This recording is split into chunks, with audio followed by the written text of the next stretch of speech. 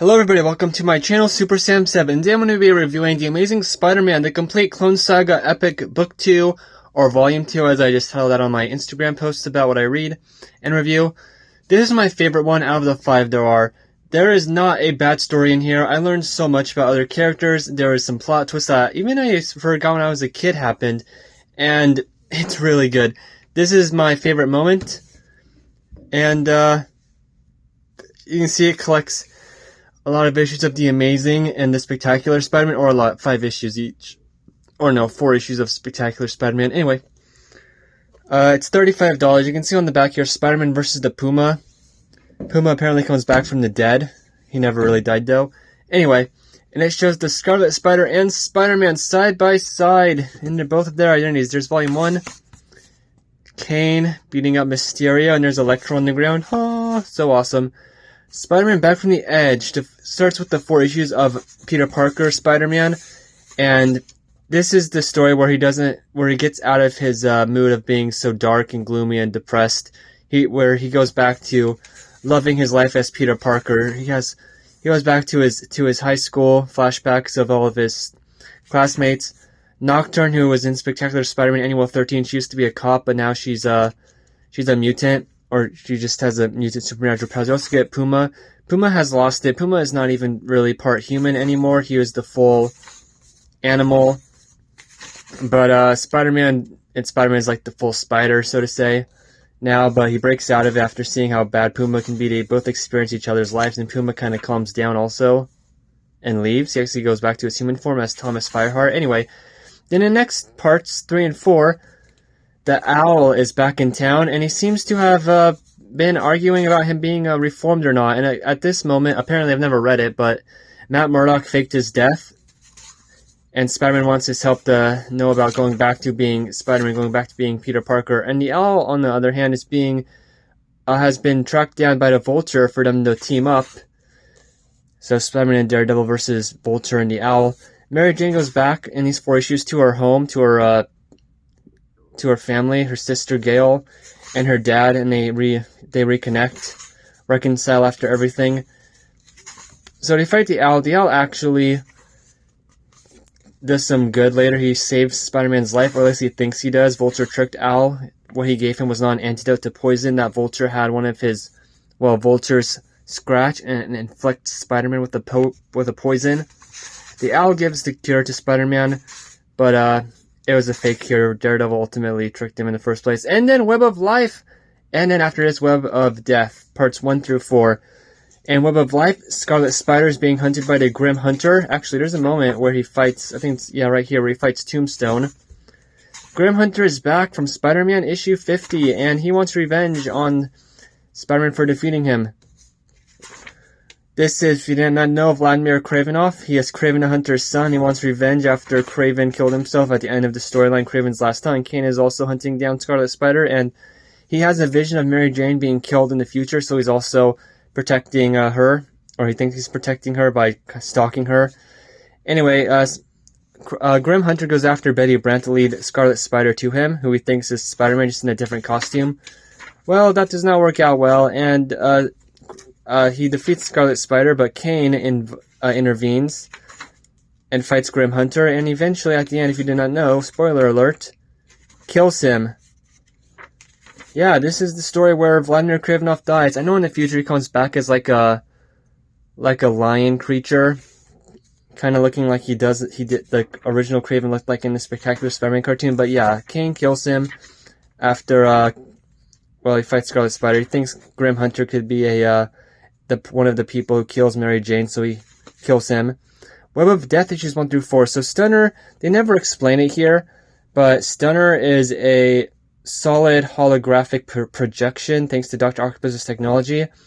Him and her are boyfriend and girlfriend, and yeah, Spider-Man is dying from the poison that Vulture inflicted him with, and Dr. Octopus cures him of it because he views Spider-Man as another part, like the good part of their relationship of bad guy and good guy. As long as Spider-Man is around, Dr. Octopus will be around getting better and better.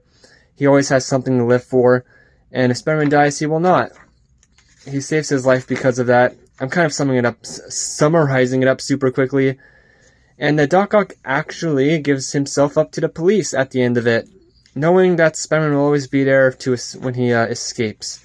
Well, Stunner is about to break him out. That was sort of the long-term plan. Stunner breaks Doc Ock out of this prison transport. But Kane beats up Stunner and fights Dr. Octopus and kills him by snapping his neck. Of course, Dr. Octopus also comes back after this, thanks to the Daredevil Elektra villain group, The Hand. But he kills Dr. Octopus, and just like he did with the people he kills, he leaves a mark on their face called the Mark of Kane.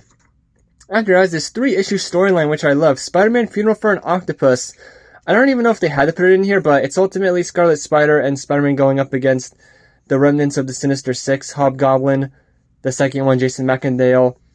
He replaced Kraven the Hunter in the second incarnation of the Sinister Six. The Vulture, Adrian Toomes, but he is a young person now after the Life Theft storyline. Electro and Mysterio. Dr. Octopus is dead, of course, and Sandman was blackmailed into joining the team last time, so he's not there as well. Actually, Sandman makes like a... Let me show you guys. Yeah, he's right there. He makes a small appearance in this 3-issue storyline. I love the art here, so Scarlet Spider tracks him down and fights them. Then they go to steal some of Dr. Octopus's technology, but Peter Parker's Spider-Man intervenes and wears Dr. Octopus's arms and fights them, but then they go out of control.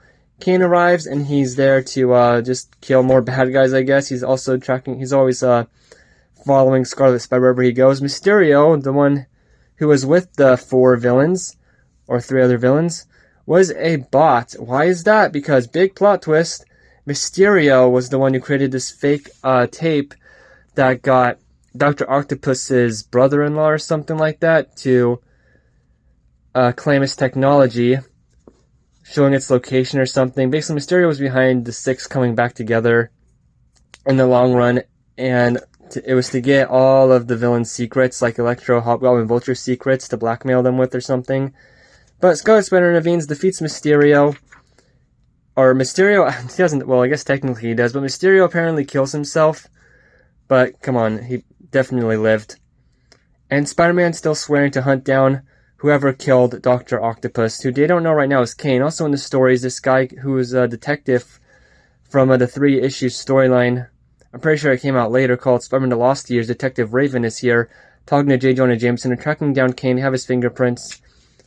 Anyway, this is the fast storyline where this terrorist group who has superpowered armor attacks the World Trade Centers, and Spider-Man is in one building fighting the twin brother who is setting off a nuclear bomb, and Scarlet Spider is in one other building stopping the bad guys. Or I think it's opposite. Scarlet Spider stopped the nuclear bomb, and Spider-Man stopped the main bad guy.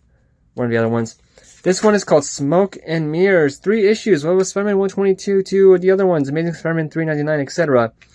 Scarlet Spider in his visions is having hallucinations in real life and having, he goes to this place with a door in the mountains by New York, and he fights this giant freak who's a mutate, who's like a failed clone, I guess, and Scarlet Spider fights him, gets defeated, lying there in the snow. Spider-Man, Peter Parker, Spider-Man senses this. We also get a look at Scryer, who has been hunting Kane, or Kane and him know each other, and Kane is actually afraid of Scryer, but we actually don't know what that's about yet. So they go there, and there's this guy called Jack, who's a midget, but he's wearing the Jackal's original costume, and he's actually a failed clone as well, who's deteriorating. Jackal is back. So this story explains, timeline-wise, that was 5 years, apparently, since the last fight between Jackal and Spider-Man, which is in issue 149. I don't know how much that works out, though. Over 200 issues, and it's 250 issues, actually, exactly. Amazing Spider-Man 149, Amazing Spider-Man 399, and that was only 5 years. But anyway, so Jackal is back in a new, updated form with genetic tampering, or cloning himself to come back to life, the normal guy. He set this all up for just to trick Spider-Man, basically. He says one is the clone and one is the real one, but then he says that they're both clones, and he brings Gwen Stacy back. Or it's just a clone of her. They can infuse Peter Parker's Spider-Man more. Because, well, there's a big change in Spider-Man's life. Oh yeah, and you just get away at the end. There's nothing much except who's in the pod. Is it the real Peter Parker this whole time? Yeah, after this, it started going downhill. But in the storyline Web of Death, it's... Maybe I already showed it, but it's that Peter Parker and Mary Jane are pregnant. or sorry, Mary Jane is pregnant. They're gonna have a kid. Don't know if it's a boy or girl yet. Of course, this, if you like the Spider-Girl series by Tom DeFalco, this is sort of the start to it, if you want to think of it that way. When it comes to just the storyline, of course, things are changed in the main continuity that it didn't happen. But, well, some other day I'll talk about that. Anyway, we're just very quickly. I have so many villains and enemies that I love. Grim Hunter is the first stories I ever read of Grim Hunter. Puma is back. Vulture and the Owl. Hobgoblin, Vulture. I already said that. Electro, Mysteria. We have Kane. We have Scryer making a very small appearance. We have the return of Betty Brant. And Scarlet Spider and Betty Brant are sort of have a crush on each other. We have the first appearance of Stunner. I don't think I said it was her first appearance. We have Dr. Octopus looking a lot more like, I don't know, it kind of looks more like he does in Spider-Man 2 if he wore the white suit. I actually like him wearing the white suit and the tentacles, and he somehow goes back to wearing a brown suit. But anyway, there is a lot here. I really loved it. Like I said, it's my favorite volume. There's a lot of characters, a lot of big plot twists. The Daredevil stuff was also really cool. I forgot about that. That's why he changed his armor to fake his death. Mary Jane reconciling with her past, her abusive father right here. He actually regrets everything he did, leaving his family. Tombstone making it. Okay, so basically that's all I had to say. I can't really think of anything else. Yeah, Scarlet Spider falls down in the snow face first a lot in this story, doesn't he? In this volume.